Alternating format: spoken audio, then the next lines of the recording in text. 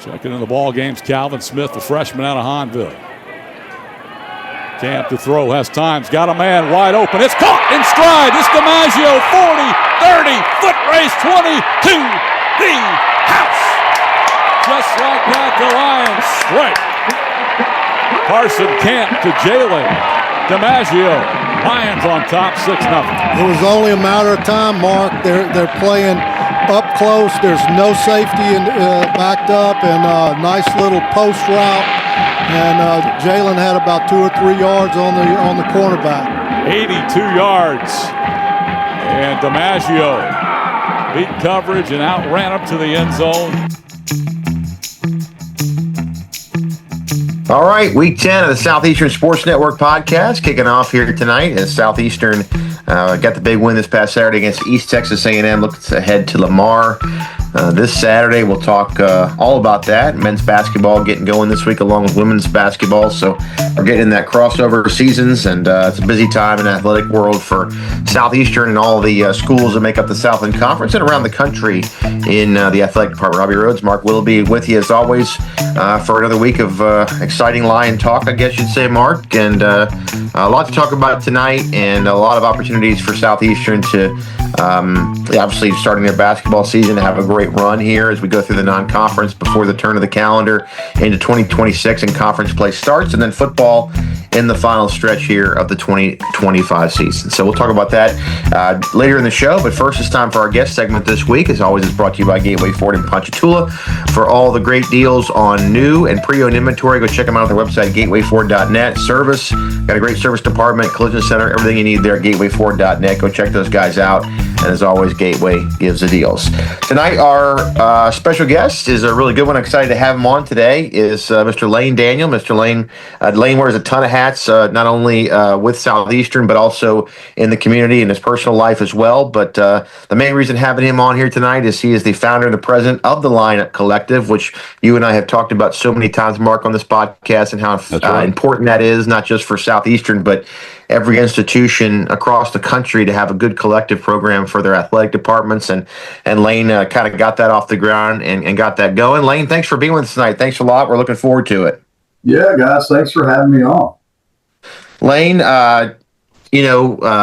when you got approached by this deal, I think you kind of took it head on and you took the bull by the horns, I think. And I think you learned a lot on the fly. I didn't think you really knew how it all worked. But you've really turned this into a really good organization. I guess you call it an organization. But, without a lot of training, you made a lot of calls, asked people that knew, and you did it the right way. Just talk about maybe how you were approached, how it all came together, and the process of maybe the first 6 months of this whole thing and how it happened. Yeah, I don't think there's a lot of rules out there on how to start a collective, and there's just nothing. You can't really go check a book out at the library or Google how to start a collective. And right. And luckily there's a lot of good folks out there that have started them that are giving back and are helping other folks. So there's other universities out there that certainly were beneficial for us getting LionUp started. But Robbie, it started in a LAA board meeting when athletic director J.R. Teague said, we have to get something going. We have to get something going, and it kind of bounced around a couple groups, and and then Coach Kiefer and his vision of it was really an early adopter, and Kiefer saw the vision if he was going to build a basketball team and be competitive that he needed help, and so he reached out first to me and said, "Look, I know you guys are trying to get this thing off the ground, but we gotta move fast, or we're gonna miss." We're going to miss some players. We're going to miss some opportunity. And so I met with Coach Kiefer and his dad, Neil, a couple times. And Neil was tight with some South Florida guys. He does a lot over there with his business for the University of South Florida. So we were able to get in contact with those guys. I called some of my contacts over in Baton Rouge, and we kind of just blended everything together there and started. They say the best day to plant a tree is today, right? So that's what we did. We planted the tree, and then you got to figure out how to make it grow. And we're 2 years later, a year and a half later, we're still trying to figure out how to make it grow bigger. But we've learned a lot in these 18 months or so. Well, I know basketball has been extraordinary. You and Coach Kiefer worked side by side in growing that the right way. I think baseball's kind of dabbled into it now more. Coach Barbier is getting behind it. I think Coach Selfo, who I won't say was a critic at all about it, but I think early on he didn't know, like a lot of coaches, how important it was going to be and the necessity. And I think he's really got on with it and seen the importance of it. As you look around Southeastern and how beneficial it can be, I think that you would say that there's the success the football team is having is because of the small NIL program that, I mean, it's not where you guys wanted it to be coming into the season. I think it's going to be better next year. But, I mean, the success ties to the collective money you're able to raise and pay some of these athletes that you want to pay to keep here on campus. Yeah, I think the big thing you hear when you go watch a football game is who is number 2. Yeah. Right? Yeah. Who is 2 and how do we have 2 on our team? And you have 2 on your team because of some donors and a collective, and Caleb Proctor, who is probably a better young man than he is a football player, if you ever get a chance to be around him, had just some dynamic opportunities out there and believes in Coach Selfo, believes in Southeastern, believes in the program, and passed over some big numbers, to take, really something fairly small in the NIL and collective world, and look what he's doing with it. I mean, he's just a dynamic guy to watch on the football field, and he's a perfect example of what NIL can do for a university like Southeastern. And finally, for me, I think you've gotten a great handle with working with all the sports, but the website is great, and the social media has started to become a little bit more active. You noticed that as well. How has that gone just since the website's launched and the small donations people have been asking to give? I know Coach Selfo had a big promotion with that this year.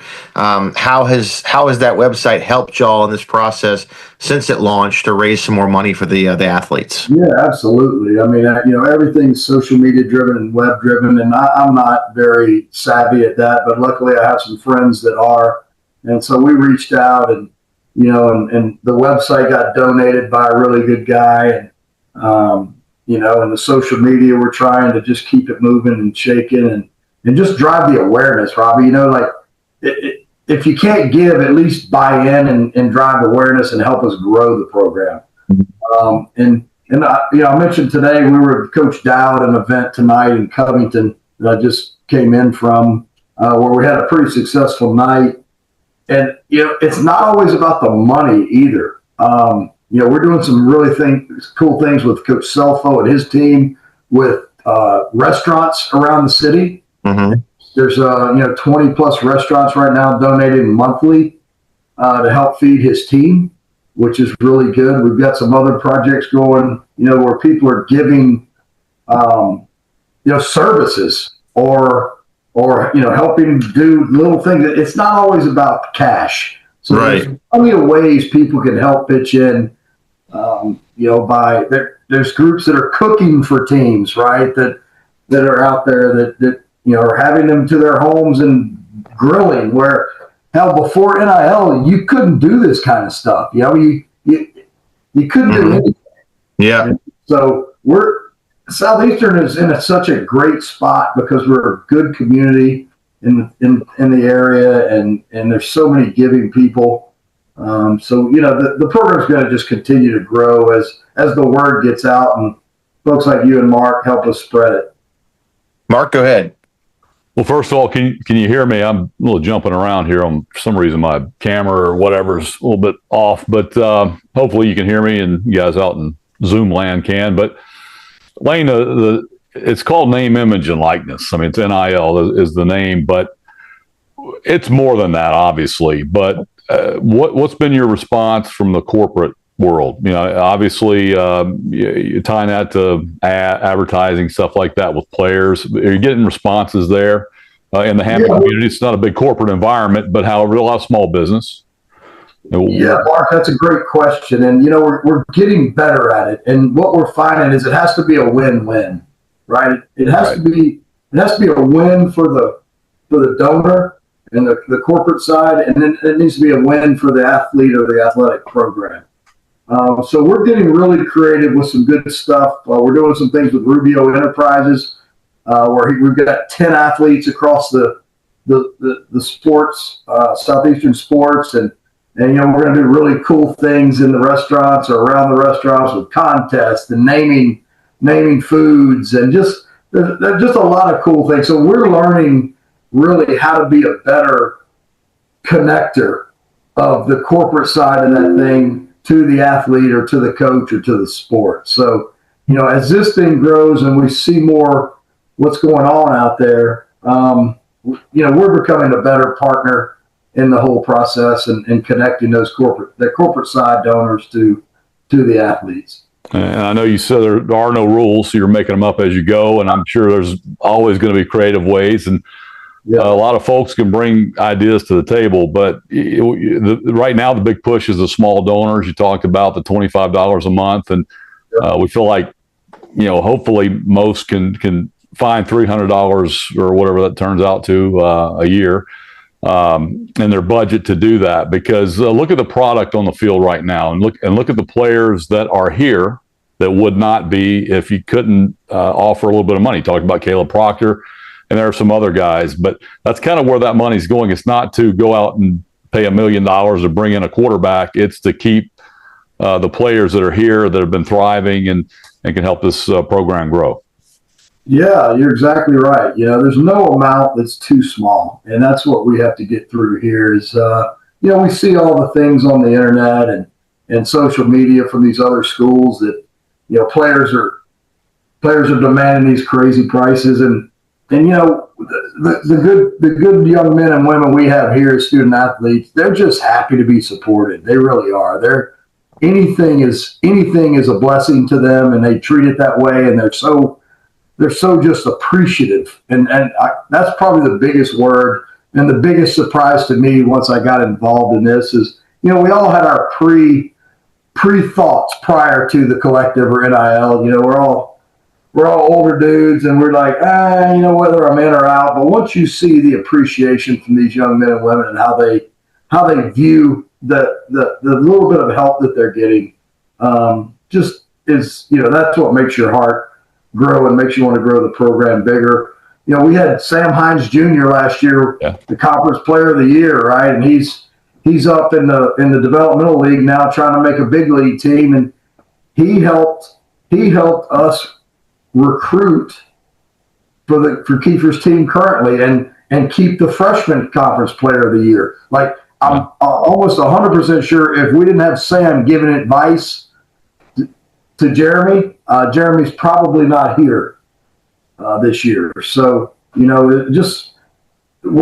that's when you're doing things right. When the alums per se, I guess we'll call them alums, or telling the current players or future players, hey, look, what they're doing there is a good thing. Sam has been at 3 universities, right? He started at University of Denver, ended up in South Florida, and then Southeastern, and that was his big thing. He told the players, he goes, guys, I've been to 3 places. This is where you need to be. This is where it's at. Of all the universities I've been to, stay here and learn what you can learn. They'll take great care of you. And then one more thing I'll add, Mark, is, the commitment that we give to NIL, we hold our commitment. So you see a lot of that, right? They promise a player or a quarterback or whatever an amount, and then they go enroll in school, and all of a sudden that money doesn't get to that player, or something happens in the process. So, integrity is as big a part of this as anything, and being super transparent. So we've done very well with that, and that's something to be proud of. Awesome. Lane, can I ask you, has the department, or the collective, has this is all new for a lot of these players, and depending on their background or where they came from, and it's not that much money, but it's more than they had before. Have y'all helped in any way or plan to route kids towards maybe like a tax preparer for the questions and the situations that'll come from money that they're going to intake now that they didn't before at 19, 20, 21 years old? Are y'all also helping in that regard from the outside the classroom stuff, the taxes, maybe a financial advisor if it's a larger sum of money? Are y'all helping in that way or plan to in the future? Yeah, great question. Absolutely. I mean, there's a compliance department at Southeastern, right? And this Justin Bice. Justin is very involved. Each athlete has to go through an educational process that educates them on that piece. The new rule with NCAA is every contract now has to be approved through their compliance, who they hired a company called Deloitte, which is, in the accounting world, everybody's heard of Deloitte. So every contract now has to be read through Deloitte. So the specific performance of that contract has to be approved. I guess they weigh the activities versus the payments to make sure that looks good on paper. But yeah, absolutely. We also have some private I'm going to call them bankers / tax folks that are willing to help and have volunteered to help. But yeah, every athlete gets specific tax advice or tax preparation in their mind on what they're going to be responsible for, what that looks like, and what their responsibilities are at the end of the year. So to answer your question, absolutely. And the last thing we want to do is have a young man or woman not understand that they do have tax implications on this. There's some things bouncing around the Louisiana legislator that they could probably not pay state taxes. Some things get voted on, there possibly in the future there will be no tax on NIL. We'll see how that works out from the federal level as well as the state level, but that's yet to be determined. But absolutely, we don't want to have a young man or young woman in a tax bind. Yeah. No. Lane, I want to congratulate you. You're the 2025 recipient of the Distinguished Alumnus Award for the College of Business. That's a really great honor for you. Just talk about what SLU's meant to you, not only from this collective side, but just you win an award like that for you and your family, and what the degree you got from there has kind of carried you through to this point in your life. Yeah, I got involved with the College of Business first. The now sitting dean over there, Dr. Lopez, invited me back to Southeastern some years ago when she was trying to launch the sales program. So there's just a dynamic program over there that helps these students, learn how to sell and gives them this really cool training. We're partnering companies and interviewing companies what they need and what the sales folks that they need to hire are going to look like. And then we reverse engineered a sales program to fit that model and said, okay, if we deliver, a student with these deliverables and these talents and this business acumen, will you, and how many will you hire? Right. And so that's kind of how I got involved initially. And it's just been a wonderful program over there. And Dr. Lopez is now, she was running that program, and now she's obviously the dean of College of Business. So I sit on a couple other boards with her. So that's kind of how my route back to Southeastern came. My kids pretty much they're out of the house. So Tasha says I can't sit still. So I'm always looking for somewhere to go. And then, I hang out with you and Alan and heard about all the sports and athletics, and I think every guy likes to be around a coach or an athlete, right? There's something about it that gets me energized, probably like you guys. So I think Alan got me focused toward the LAA board and sat on that, and it's kind of been a lot of fun since then. So the giving back piece and seeing things through and just trying to help these students get to a better place and prepare them for their life has been it's been rewarding. And there's a mentorship program in that College of Business, and you know, I was always asked to mentor one or two of the students, and heck, I still talk to most of them on a regular, some of them weekly still, you know, and they've long graduated. So it's been a lot of fun, probably more fun for me than the students, really. It's just, you know, it's just such a great program, what's going on in the College of Business. And then now I'm, you know, as you know, very involved in LAA and in the athletic side of this. So, all right. Well, thanks, Lane, man. We appreciate you coming on. He's the founder and president of the LionUp Collective. Lane Daniel holds a lot of hats, LAA, everything else, and doing a great job with that. I couldn't do it without him, and it wouldn't be where it is today without his help. So, Lane, thanks for joining us today and being a part of this. We wish you luck. Anything we can do for you in the future to get the word out on anything, you know where to find us, and we'll keep all working together to kind of go in this thing in the right direction. Yeah, thanks, guys, for having me. Yeah, thanks a lot, Lane, for everything. We'll keep pumping it and blow this thing up so we can keep players here and go get some more. I like it. Thank you, Mark. There you go. Thanks, all Lane. right, man.